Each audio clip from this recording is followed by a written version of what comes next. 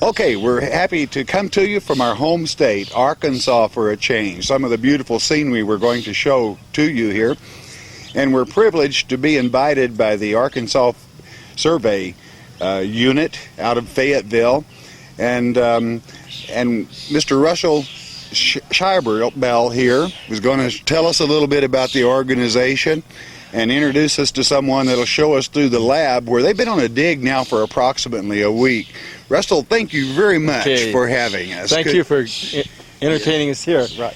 Where we're looking now at a flotation area, this is material that has come in from the sites, and we take discrete samples. As you can see in each of these bags, each one has a separate tag, has a separate number, and we have to keep those completely discrete so that we, in an analysis later, we can refer back to them because we won't have the site anymore. This material is to be floated and then water screened. Over here to our barrels, we have a large 55-gallon barrel, and then inside it is a 30-gallon barrel with a screen in the bottom of it. You can see the water flowing in at the bottom of the barrel. It fills and rises out and goes out through a chute. And these two gentlemen are 6th graders and 7th graders who are taking part in our dig. They're some of the younger ones of our group. Our age range runs up to 74 this year, so I think we can accommodate just about anyone in the state of Arkansas. The material that floats, the light material, will go out through a trough and into a small painter's collection bag. Can you show one of those off to the side a little bit? I don't think no, don't take it off, please. But it collects into a painter's bag, and it will collect things like seed, small animal bone, fish bone, materials that we would not collect in normal processing. It will also collect even pollen, which is indestructible virtually. And from this, we can reestablish what the climate was at the particular time the sample was taken. And by doing that, we will know that perhaps it wasn't an oak hickory forest, it might even have been a cedar forest, or it might have been other kind of materials available. This means then that the Indians would have had many other resources to take from the nature. And so if we find that there's a particular source, for example, a turtle that they're not using for food, then we can speculate it might be used for some other purpose. At any rate, this material is taken from these areas, dried, and then taken into the lab for processing.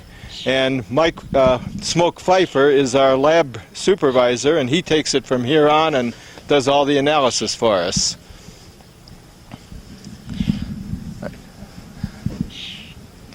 Smoke, they want you now to take it from this step and take it through the lab and tell them all those wonderful magic things that you do in there to it. Okay, we'll follow the artifact labeling and accession process in the lab. Okay, now I gotta turn that up.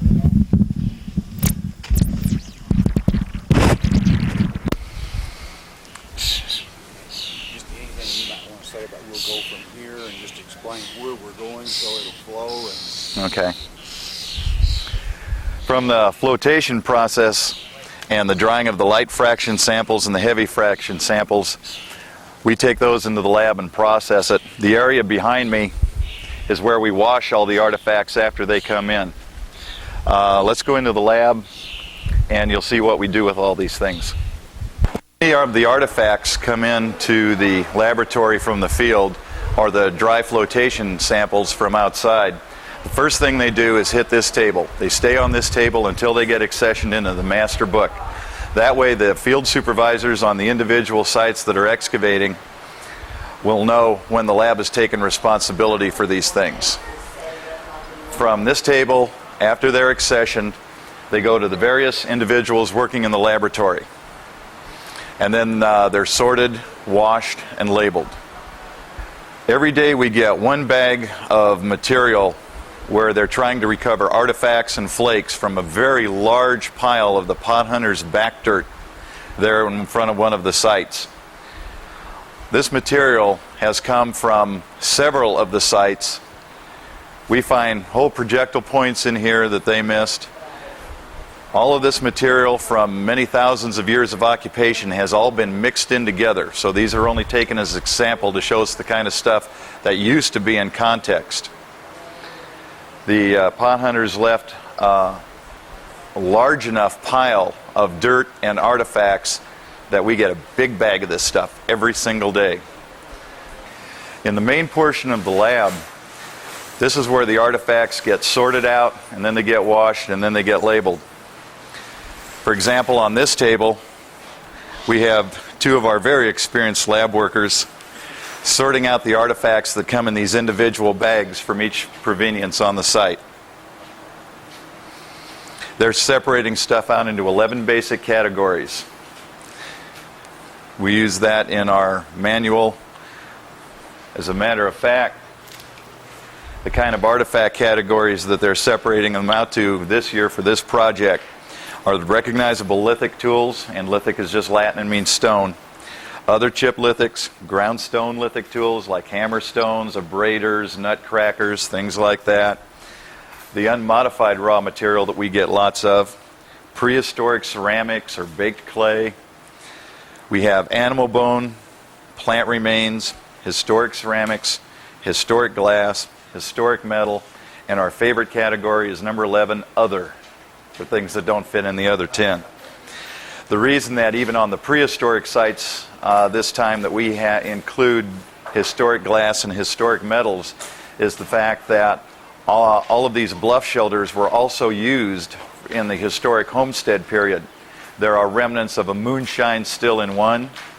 There are some of the other shelters were used for partially protected stock enclosures, for storage of various things. So besides the prehistoric occupation of these bluff shelters, there is also historic uses on the very top. This exhibit is referred to as a suitcase display. And this was made up there at the museum at the University of Arkansas in Fayetteville. It's a good example to show stratification in a site. For example, up there, there's a shovel blade, and it shows how the looter's shovel mixes up a bunch of the layers of stratigraphy so that the archaeologist really can't tell anything about it anymore once it's all been thoroughly mixed. When the heavy fractions come in from the flotation device, you can see especially big layers like this where there's a lot of large cobbles. There's other layers where there's very little in the way of natural stone. There's other layers like this coarse alluvium where it's a lot of grit-sized stuff and sandy things. And that helps us establish the chronology at the site, because every one of these bags that comes in, every one of the artifacts comes in is labeled with a field serial number, so we not only know what level it came from, we also know what unit it came from and where within that unit it came from. One of the important things that we try and do in the lab is preserve any of the carbon-14 samples, our burnt charcoal samples that come in from the field. These radiocarbon dates can tell us exactly when a given feature was formed. You can see the progression of artifact types from the top down through the bottom layers. For example, there's a little mole that goes in there. It's one of my favorite parts of the exhibit. When the field archaeologist at the individual site does their drawings of his excavation units, he will not only draw anywhere from 1 to all 4 of the side walls so we can get a good example of this, but as they excavate each layer down, we also map the floor, and we can map sometimes by color, sometimes by texture, and often by both, every little disturbance from an old tree root, from a rodent burrow, or something like that. So if we have an older level of artifacts and material remains, and we have something that's obviously younger that's got down inside of it, we'll be able to tell how it got down there to explain why it's there. These suitcase exhibits are also very handy for general public education. We use this and a number of other things for our open house last Saturday. This is an example of a number of the diagnostic artifacts that we're recovering from the sites.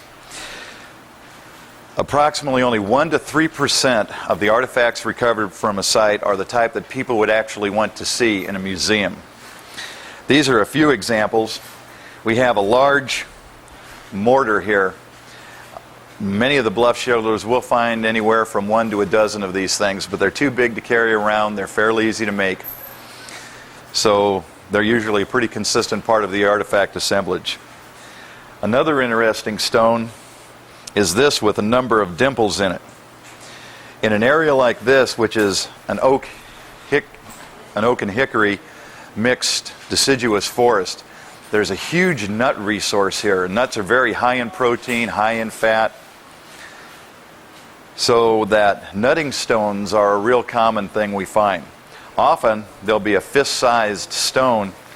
They will use another stone like this and just crunch it like that. Instead of a nut cracker, they'll just kind of crush it to use it. So we'll have, this is one of the larger stones with the little dimples in there from use as a nut cracking stone.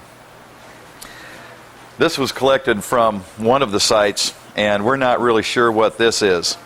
But it was unusual, and there's very little natural water-rounded sandstone up there, so for some reason they must have taken this to the site.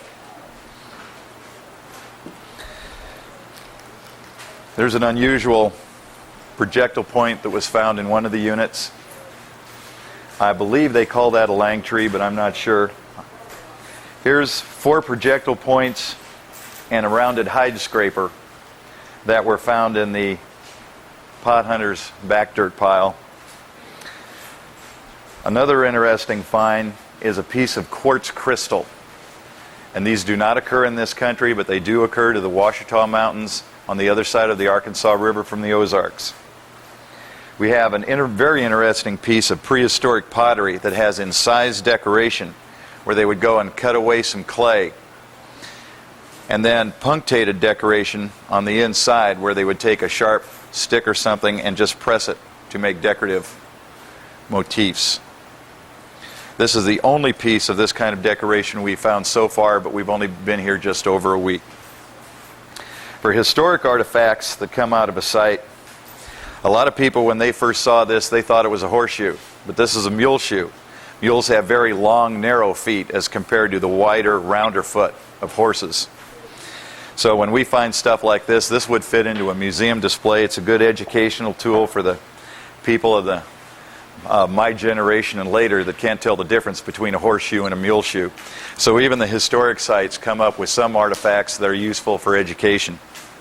Are you doing the commentary smoke? Floodplain. This lake looks very different than it did in 1812 after the earthquake, because just after a few years after the earthquake, this whole area out here was filled with dead trees, because this used to be bottomland hardwood forest with a creek running down through the middle of the bottomland hardwood forest, lined by cypress trees. Away from the stream channel were bottomland hardwoods that are so typical of the lower Mississippi Valley. When the impoundment The purpose of this class is to teach students how archaeologists know how old things are, and the focus is on various dating techniques and the reliability of these dating techniques. And at the moment we have Dr. David Staley from the University of Arkansas, who's talking about tree ring dating, which is the most accurate dating technique that archaeologists use. We'll also talk about radiocarbon dating and geochronological dating and a number of other dating techniques that are used to establish time in the past. See old historic photographs of guys with 150 ducks on a day of shooting, you know, and naturally with that kind of hunting pressure, the ducks were shot out. And it was a very sad thing. And about the turn of the century, the dead trees started falling. You know, they rotted away, and now they're in the bottom of the lake, the dead hardwoods.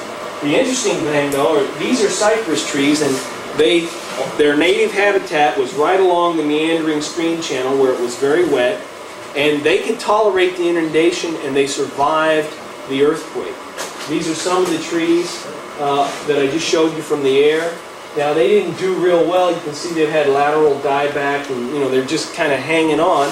But these trees did survive the earthquake, and so we took core samples out of the trees to study, to see what kind of growth response the trees might have had to the earthquake. All right, here we are back again in our old native state, Arkansas, and we're now out in the field. We're on a dig, and it gives me great pleasure to introduce you to Kathy Candy, here of the survey party.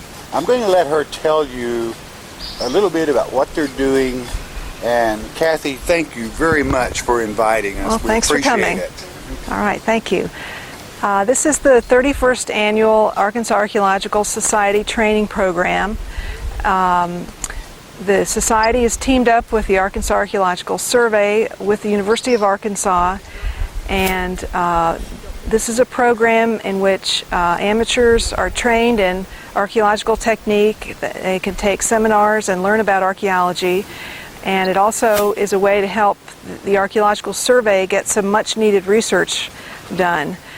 This year and last year as well, we have teamed up with the U.S. Forest Service, and specifically the Ozark St. Francis Forest, to excavate several sites that they're concerned about in the National Forest in Newton County. And this year we're working at 4 Bluff Shelter sites, and this site, which is a historic farmstead called the Beckham Homestead. And this site dates from between 1880 and 1930 roughly. And what we're trying to do here specifically is to discover as much as we can about the structure of the farmstead, how big the house was and what it looked like, and to figure out what this large circular depression is over in this area, and also to find out as much as we can about the people that lived here through the kinds of basically trash and other remains that they left out here at the site, pieces of crockery and glass and nails, and that'll also help us to understand what the house might have looked like and how it would have been built. Since we are teamed up with the U.S. Forest Service, they're assisting us with personnel and logistical support. And on the other hand, the survey and the society are contributing volunteer labor to evaluate the sites that are here, as well as staff for training and teaching seminars.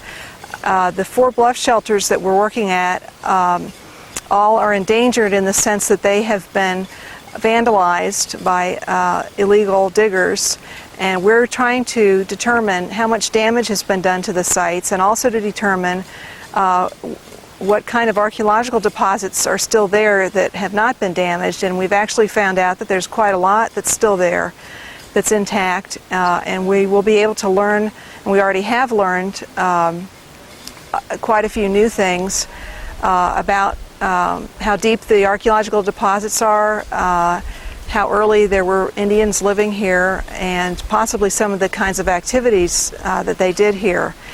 To tell you a little bit more specifically about this site, I'd like to introduce Dr. Charles Ewan, who is a historical archaeologist, and he's with the Arkansas Archaeological Survey, and he is going to talk a little bit more specifically about the excavation techniques and the results so far at this homestead site.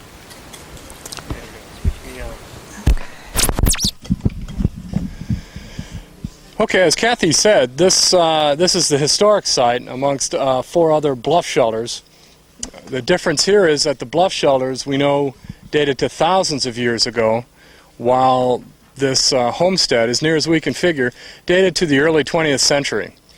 And the danger is we know we don't know much about the people from 20,000 years ago, 10,000 years ago actually, but we think we know everything there is to know about people from the 1920s and 30s that lived here in the Ozarks. And what we're finding is we probably don't know hardly anything about them.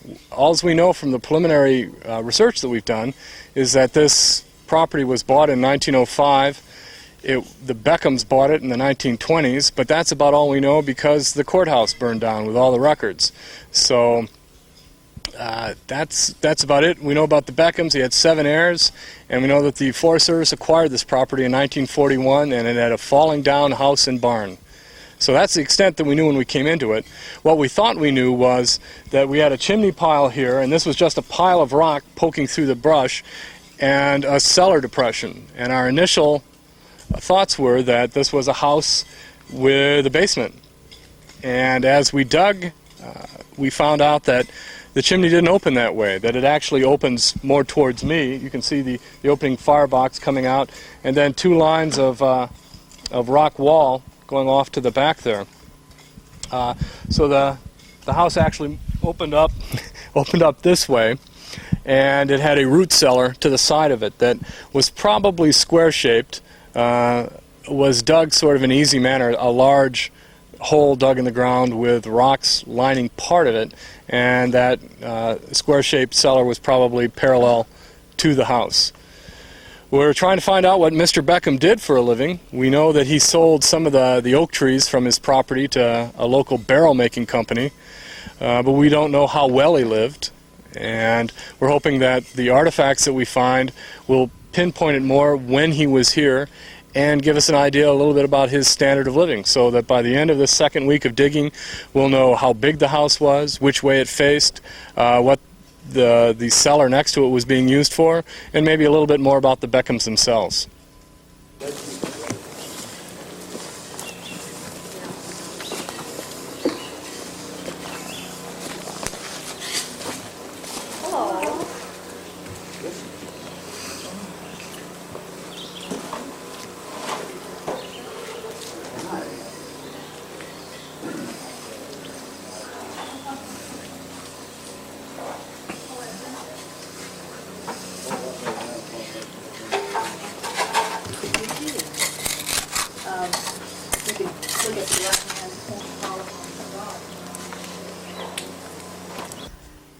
This is one of the 4 shelters that we're doing some excavations in, and we're calling it the Petroglyph Shelter because it has a small rock art design on the back wall. And basically what we're trying to do here is to learn a few things about the structure of the site, and in other words, how long the Indians lived here, and maybe what some of the kinds of activities that he did. And we also know already from the work that we've done that there was some later activity here, possibly in connection with the Beckham homestead that we've just looked at.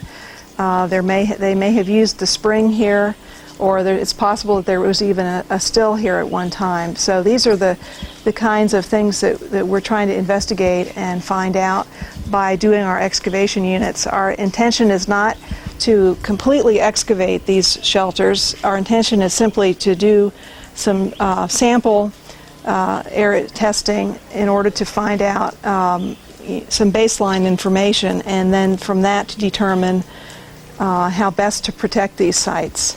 And so I'd like to introduce Barbara Williams, who is an archaeologist with the Ouachita National Forest in Arkansas, and she is supervising the excavations specifically in this shelter. And she can talk a little bit about what's been found in the various excavation units so far. Barbara? Thank you, Kathy.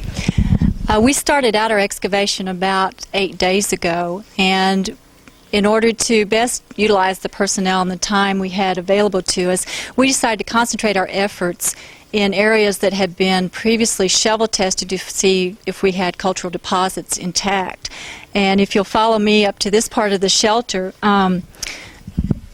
this was one area where we had our positive deposits or shovel testing done, and we concentrated our units right here in this area. We have 4 units we laid out. They're 1 by 1 meter in size. Each of those is 1 meter square.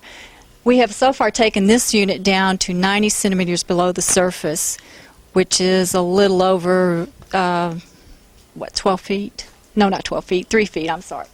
And the back ones have almost closed out because we hit rockfall and couldn't excavate below that. It was too much rock deposit for us to break up and get below. We're still working in these units, and this one has had some rockfall removed, and we're trying to go as deep as the one adjacent to it. If you'll notice the dark color of the soil in the unit here, this is a midden deposit, which has a lot of debris or organic material in it that causes that dark color. It's also what archaeologists like to find because we can gain a lot of valuable information from those kinds of deposits in organic matter, botanical studies, and faunal material. And occasionally we do find prehistoric lithic materials, and some pottery sherds have come out of this particular unit. If you'll notice on this large rock fall, it's sandstone. I'll step over here if I can.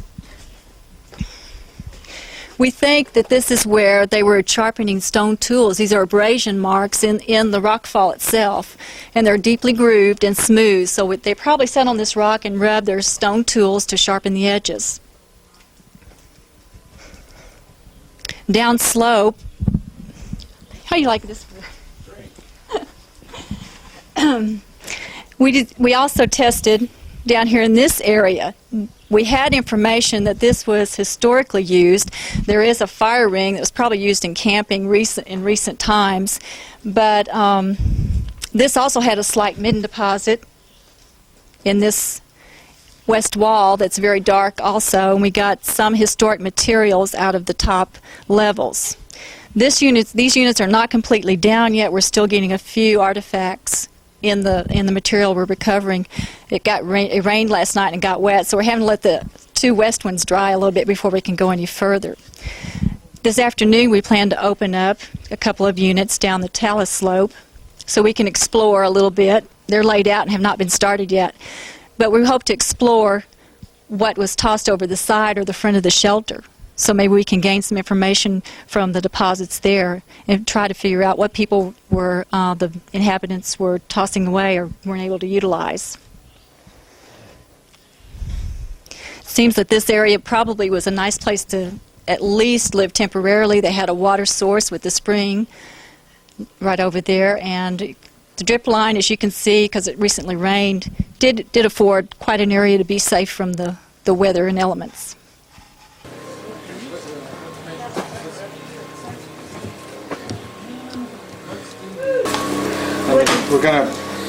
We're plotting in a lot of the exact locations for the wood and whatnot that has survived in here. Did you tell them all about the muck? Is the flag the original point of the Megan stone, or is it just right where so we wouldn't step on it?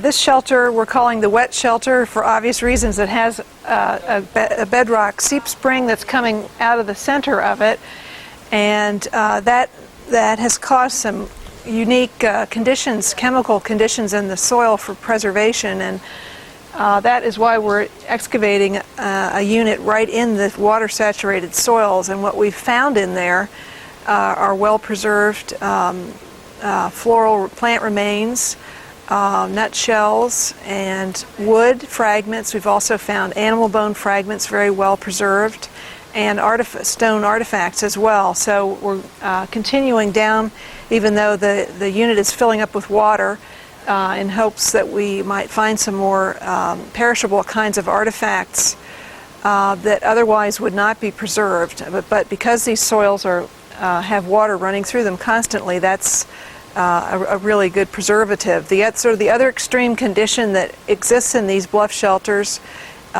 is dryness, and that also preserves artifacts, things like basketry and fabric and plant remains, animal remains, and we have both of those conditions present in these shelters.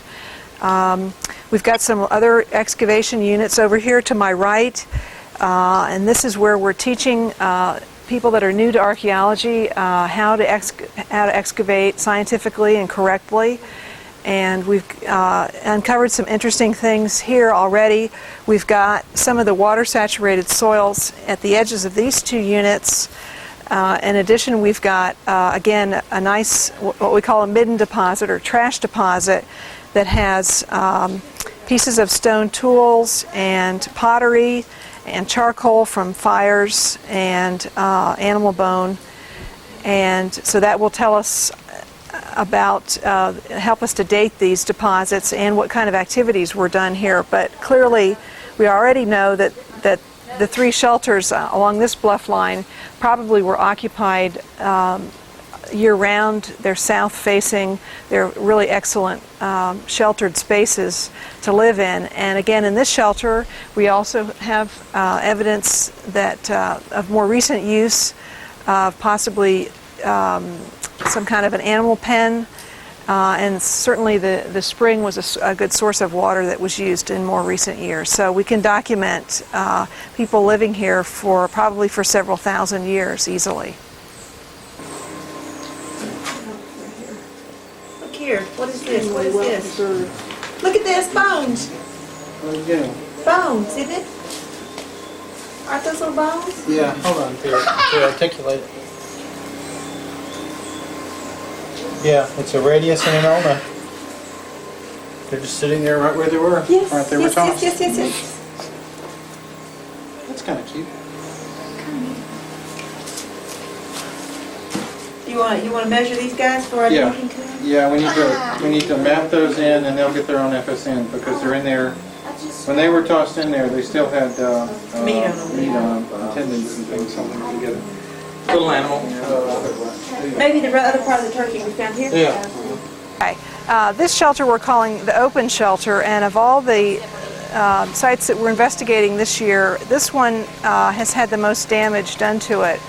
And if you look over here to my left, there's sort of a pile of dirt there that we're screening through 1/4 inch mesh screen, and that pile actually originally went all the way up to the ceiling of the shelter, and that's back dirt from the illegal digging that was done in the shelter. And you can see actually the screen is standing in the trench that was dug out, and then behind the lady there in the background is another rectangular area that was dug out by vandals.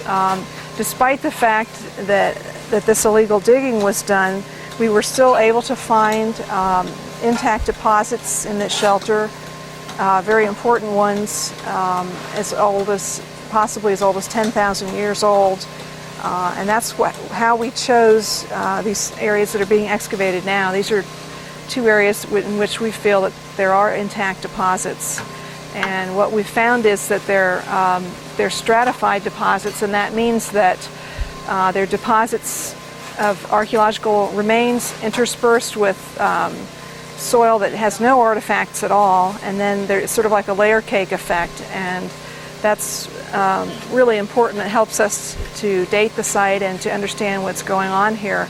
We're also having some units excavated down below outside the shelter, and this area is called the Talus Slope, and this is often a very rich area outside of rock shelters where trash is discarded and where special activities are done, like making stone tools or sharpening stone tools.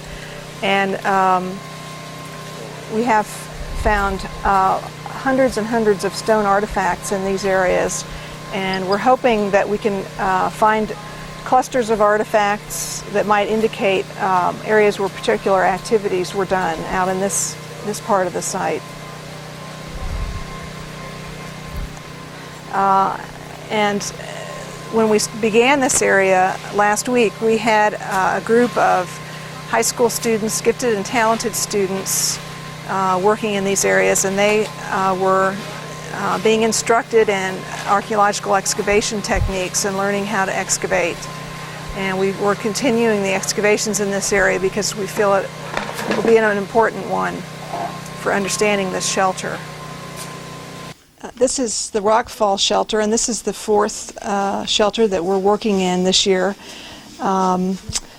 This shelter, although there's very little room, it's filled with roof fall, there still are valuable archaeological deposits here that we've been able to test. And like the other shelters, this shelter has had some illegal digging, and despite that disturbance, we have found significant intact archaeological deposits. And the supervisor at this site is Gary Knutson, and he's the forest archaeologist for the Ozark St. Francis Forest. And I'll let him tell you more specifically about the kinds of excavations being done here and what they found so far. This site was first recorded in 1986, at the same time the others were, and at the time it was recorded, it had some disturbance from vandalism. In fact, they had excavated into a prehistoric burial, and the archaeologists that recorded them found long bones on the surface in the back dirt pile. And so that was one of the reasons we wanted to look at this site, was to determine how much was left intact even though it had been disturbed. We also wanted to see if any of the burial was left and if there in fact were others here.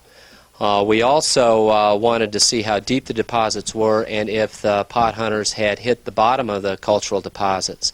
And so we put 2 units in order to look at those deposits that we thought were still intact and undisturbed, and also catch the edge of the pot hunters' pits so we could see if they had indeed disturbed all the way to the bottom.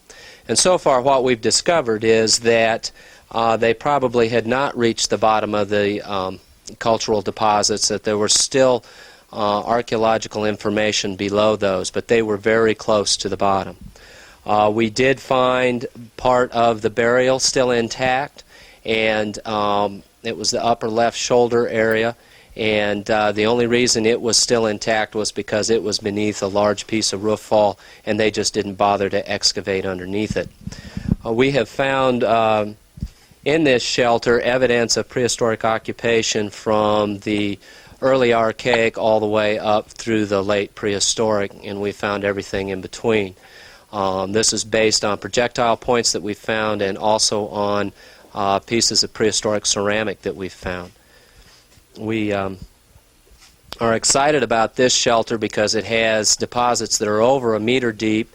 It has some interesting stratigraphy or layering showing up in one of the units, and that should give us some interesting information if we can get enough light to get the profiles done and get the photographs of it taken. We also have put another unit out over on the other side, out in the front of the shelter, in order to see if there were prehistoric activities out there, and also to look at the way that the rock shelter itself was formed.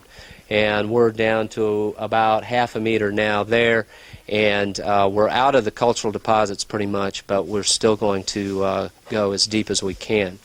We're also getting ready to put another unit out a little further down on the talus slope so that we can test it, and that should give us more information about the way that the rock shelter was formed, and also give us information as to whether this roof fall that we're standing on now post-dates the prehistoric occupation, or if it fell while the Native Americans were occupying the site. One of the sad things about this site is that it was vandalized, and this is a problem all over the forest. We have hundreds of, or even thousands of rock shelters on this forest, and I can count on one hand how many have not been disturbed. It's a local tradition in the area for people to go out and dig in these sites and to collect for their own personal collections, but it's also beyond that in that a lot of these people do it to make money. And it is illegal to do that on federal property. They're protected by the Archaeological Resources Protection Act, and that establishes fines and jail terms if someone is convicted. Both misdemeanor and felony charges can be brought. The problem with pot hunting is that it creates a hole in the archaeological data. Once you dig all of that stuff out, you can't replace it. You can't put it back into the ground the way it was before. And so it's kind of like trying to put together a jigsaw puzzle and you're missing several of the pieces. It just doesn't make sense, and it takes everything out of context. Even if the pot hunter comes back later and gives us the artifacts that they took out of the site, we still don't know where in the ground that they came from. And it's the context or the artifact's relationship with everything around them that give them their importance. For example, I can look at an arrowhead and I can, by the shape and the material, probably tell you something about the date that it was made and it was used. But if I excavate it and find it next to a fire pit, for example, I can take that fire pit, I can run a radiocarbon date on it, and I can tell you within 100 to 50 years of when it was used and what it was when it was used and when it was manufactured. I can also then, by looking at other artifacts around it, tell you the use of the tool, whether it was used as a knife, whether it was used as an arrowhead or a dart point, and the kinds of activities that took place around that. This kind of information tells us more about the people, and it's the people that we're interested in as archaeologists and anthropologists. We're not really interested in the artifact itself. We're interested in what the artifact can tell us about people. And so when pot hunters come in, it destroys this scientific information, and we don't have the opportunity to learn more about the people that were here before. And it's really sad when it occurs on public land, such as a national forest or a national park, because that heritage, while it does belong to the Native Americans because of their closer tie, it also belongs to all of the Americans that pay taxes to support the national forest and the park system or whatever federal land you happen to be on. One of the things that the archaeologists really use a lot in testing sites is the stratigraphy, or the layering that occurs in sites. And you can see in this corner that there is layering. There's this dark surface up here, and then there's a white ashy lens in here, and then there's red clay down below. Or it's probably a fire in here, and this is the ash on the top. And then when a later people came in, they lived just right on top of that fireplace. And so we look at that, and that gives us an idea of what happened. And then below that is another dark layer of midden material, and you can see the different layers as you continue on down. And those give us an idea of the different occupations that occur. But when pot hunting happens, as has occurred over here and in this back corner, that layering is destroyed. And so we can't tie any of the artifacts back into those layers, and those artifacts then have lost their context or the relationship of the ground around them and can't tell us as much about the people that occupied this site. This particular rock shelter we were hoping to get perishable materials out of, because rock shelters are protected from the rain for the most part and stay very dry, and they usually have a nitrate in the soil that maintains the dryness. And so things like leather and basketry and grasses are usually preserved in rock shelter sites. I'm a little surprised that we haven't found very much here. The bone preservation has just been excellent. We've gotten all kinds of animal bones, from small rodents such as pack rats all the way up to a complete deer mandible and those kinds of bones. And those things tell us about what the Native Americans ate, their diet, and it also can give us an idea of some of the tools that they used and they made from the bones. A lot of the material that comes out of here will end up being displayed at the museum at Arkansas Tech University, which is a museum that's co-sponsored by the Forest Service and Arkansas Tech and the Arkansas Archaeological Survey. And we're hoping to have some of the material displayed there. And we also are working in partnership with the Newton County Historical Society and hope to have a traveling exhibit of some of the stuff there for them to display here in its home county. One of the other things that we wanted to look at this site was whether there were deposits underneath this big roof fall right here. And so we opened this unit right here in order to kind of dig back underneath and see what it was sitting on, and to help us get an idea of whether the roof fall came down after the prehistoric Indians occupied it, or when they were occupying it, or during a time period in between. And it's created some difficulties because it makes it very dark in here, and normally we have a generator running with lights so that we can see. But it has created problems, and this particular site has been a logistics nightmare in a lot of ways.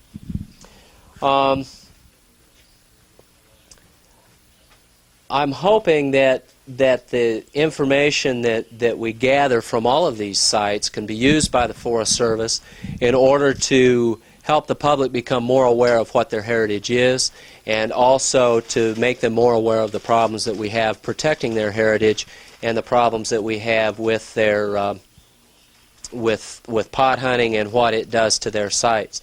We've had really good local support from Newton County and from the community of Deer, where we're camping in the school, and we've had good support from the Jasper Chamber of Commerce as well. And we're real appreciative of that, and we hope to return some of this to them as much as we can. It's real important that the public understand this, because the pot hunting is not going to end until the younger generation become aware. And I'm real pleased to see a lot of the local youngsters here learning about archaeology and learning how to do it right and gaining an appreciation for what's going on. That's what the Society Survey is all about, is helping people become aware and learn how to do things and understand their own heritage. Is this younger student right here, is she doing pretty good? Yeah, Tracy's done real well. She's, in fact, she got into that pit and she found the burial, and then she wouldn't let anybody else in there. And she has done a really good job of excavating it, and she's done real well. Tracy, how did you find an interest in archaeology? Well, I first started liking it when my social studies teacher was talking to us about archaeology, and I thought it was really interesting. So my brother found out about this, and I decided to try it. Well, great. Are you enjoying it? Yes, very much. Great. One of the logistical problems that we've got now that we've done some excavation are the rocks that I'm standing on right now. They are pieces of roof fall that have come down during the occupation of the shelter, which is obvious because over in this corner we still have cultural deposits that go at least 40 centimeters further down. But how we're going to get them, I don't know, because we tried to break this rock up and it's too thick to break up, and our walls would have collapsed and we'd have lost our profile, so we have to wait and figure out another method to get them out. But it's interesting in that they are here and that the Native Americans were occupying it, then there was a roof fall, and they came right back in and began to occupy it again. It didn't seem to bother them too much. Hopefully there will be seal deposits under here that will give us a really good picture into the past, a window, if you will, so that we can look at seal deposits that don't have any disturbance from the top, and that will give us a much better picture of what's going on. The Society Dig has been a real good partnership between the Arkansas Archaeological Survey, the Arkansas Archaeological Society, and the U.S. Forest Service. One of the things it does for the forest is it gives us a labor force that we wouldn't be able to do in this day and age of low budgets and that kind of thing. So it gives us a number of people and allows us to do projects that otherwise would take us years to do. And the information that we gather out of testing these 4 sites and the historic structure will be used to help the Forest Service manage the other sites in the forest in a much more efficient manner. It will give us an idea of the kinds of things we're likely to expect in other rock shelters and at other historic sites, and it will give us a benchmark to work from when we're trying to decide which sites are significant and need to be saved, and those that aren't significant and are not going to give us any further information. So for us, it's a great management tool and a good opportunity to work with the local communities and the local organizations in the area in a true partnership fashion. It's important that the government agencies such as the Forest Service work with the public in this way in order to help us come to mutual understandings and to accomplish mutual goals and objectives. And for my part, I think it's great. I have a lot of fun working with the society members, and it gives me a chance to get out from behind a desk and actually do what I was trained to do. So for me personally, it's a great experience, and I really enjoy it. Okay. Thank you very much for sharing your time with us. Oh, that's great. I enjoy doing this. Thank you. I can be contacted at the Arkansas Archaeological Survey at the University of Arkansas, Post Office Box 1249, Fayetteville, Arkansas 72702, and the telephone number is area code 501-575-3556. And the survey director is Dr. Thomas Green. The survey is part of the university system and is a state agency, and our mandate is to record and document the archaeological history of the state of Arkansas. We also are an educational institution, and as such we're in a partnership with the Arkansas Archaeological Society, which is a group of avocational archaeologists from all over the state and all over the country. And the survey works with the society, has for the past 30 years, and of course one of the main activities is this yearly training program that we're at right now and documenting. Some of the other activities that are done throughout the year include an annual meeting that's held each year. And the society members are called upon at various times throughout the year when there is an emergency situation, when a site is threatened by construction or destruction of some nature, and we can call on the society members to help us document these sites, and sometimes on very short notice call them out. And many of the society members are very experienced and are able to come out and help us on a volunteer basis to document these sites. And this is often extremely important because funding is tight.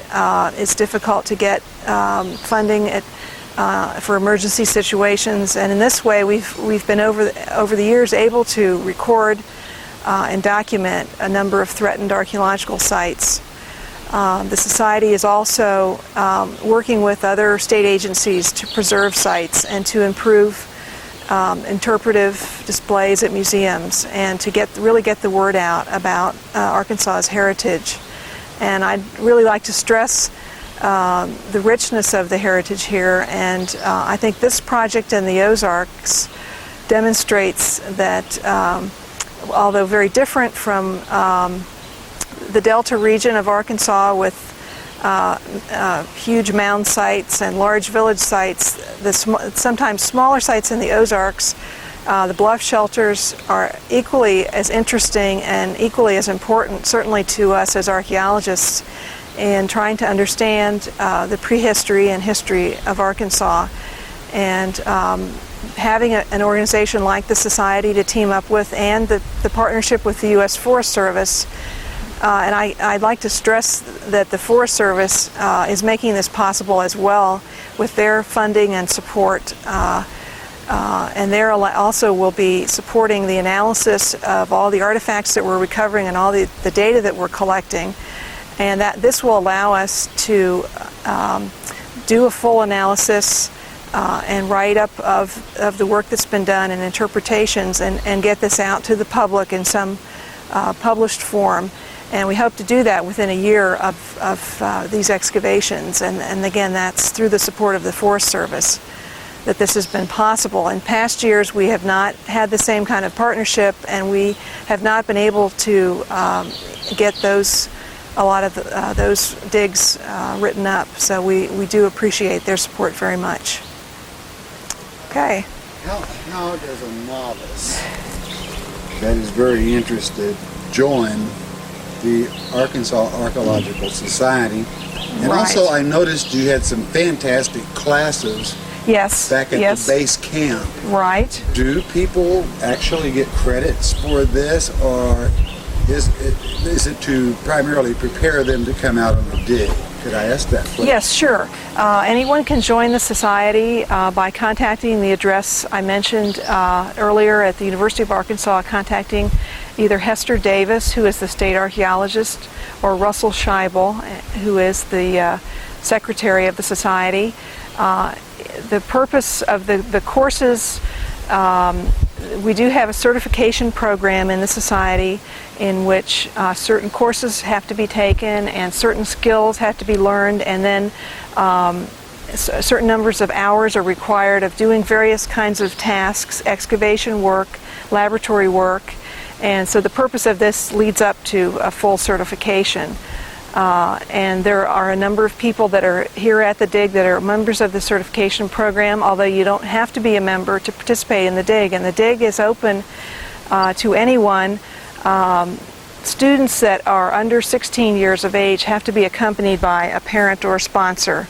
The dig is held every year at this time, and folks that are members of the society receive a monthly or bi-monthly newsletter and with announcements of other activities, and there's also a monograph publication that comes out every year that the society does with reports on excavations and longer articles, more scholarly articles. So. Well, Kathy, again, I want to say thank you so very much for having us. It was a real privilege and a pleasure. Thank you for coming.